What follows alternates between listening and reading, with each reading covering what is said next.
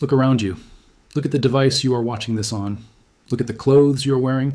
Look at the walls of the room you are sitting in. You believe that you live in a world of physical reality. You believe that if you work hard, you will be rewarded. You believe that the numbers in your bank account represent your safety, your freedom, and your future. But what if I told you that the foundation of your entire life is built on a lie?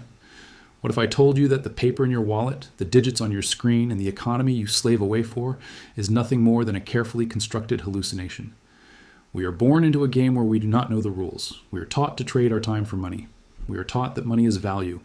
But no one ever stops to ask the most dangerous question of all. What is money? Not what can it buy, but what is it really? The answer to that question is terrifying. It is the secret that separates the elite from the poor. It is the secret that keeps you running on the hamster wheel, chasing a horizon that moves further away every time you step forward. Today, we are going to wake up. We are going to look behind the curtain of the global financial system and expose the greatest magic trick in human history. This is the story of how the world was tricked into trading real wealth for imaginary paper. This is the story of the illusion of money. To understand the deception, we must first understand the reality we lost.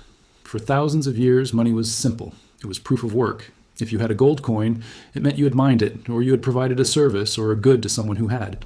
Money was an asset. It was finite. It was honest. Gold cannot be printed. It cannot be created by a politician's signature. It has to be found, dug up, and refined. It holds energy. It holds truth.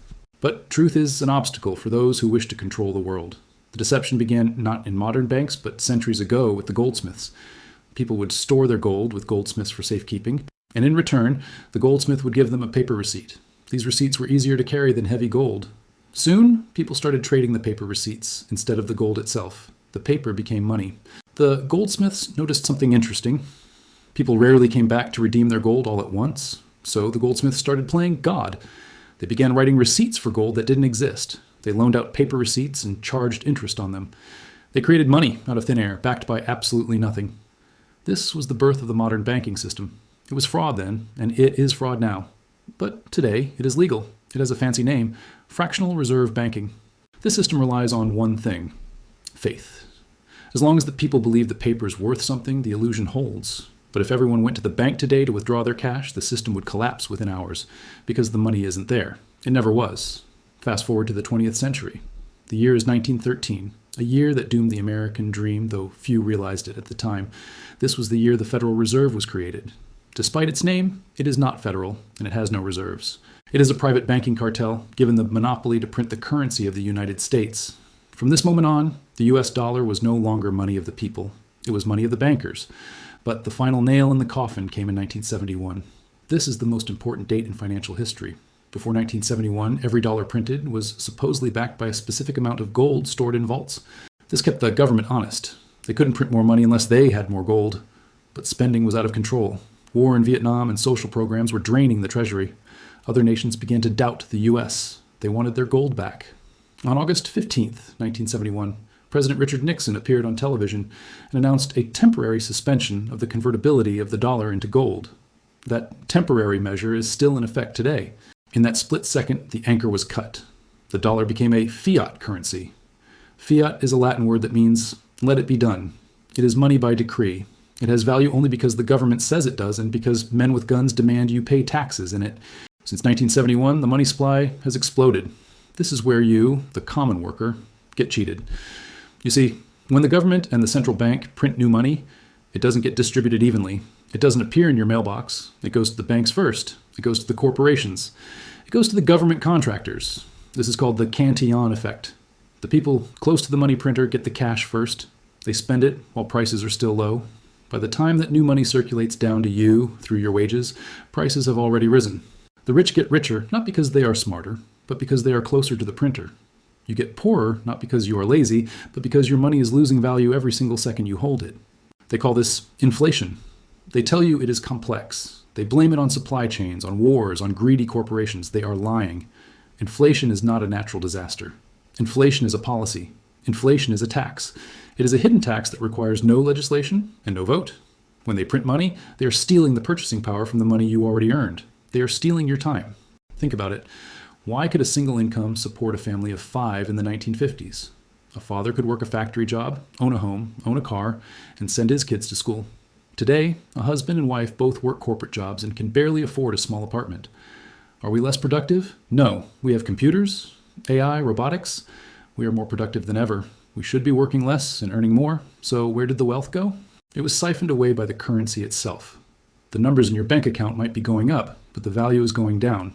You are running on a treadmill that is speeding up. This is the invisible prison. You don't see the bars, so you don't try to escape.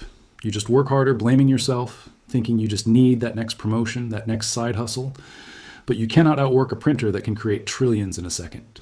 This system creates a society of debt slaves. Because money is created as debt, debt becomes essential for the economy to function. If you take out a mortgage, money is created. If you pay off that mortgage, money is destroyed. The system needs you to be in debt. It needs you to be insecure. It needs you to be desperate. A free man who owns his land and his resources cannot be controlled. But a man drowning in debt will do whatever he is told. He will keep his head down. He will follow orders. We are now approaching the end of this long cycle. All fiat currencies in history have failed. The Roman denarius, the French assignat, the German mark and Weimar Republic, they all went to zero. The pattern is always the same. The government spends too much. They print money to cover the debt. Prices rise, they print more.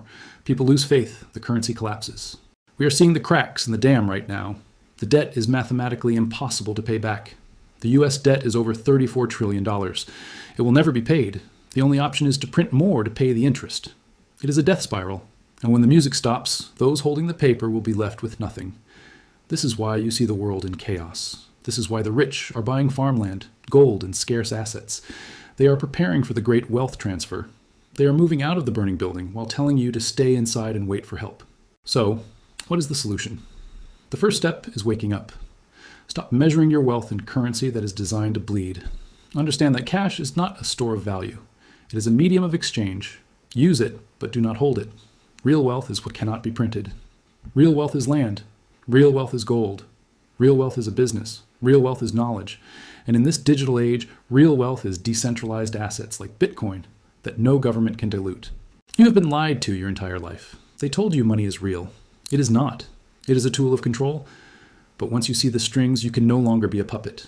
The matrix is glitching. The illusion is fading. The era of blind faith in paper is ending. The question is no longer, how do I make more money? The question is, how do I preserve what I create? Do not let your labor be stolen. Do not let your time be erased. Step out of the void. Stop playing their game and start building your own reality.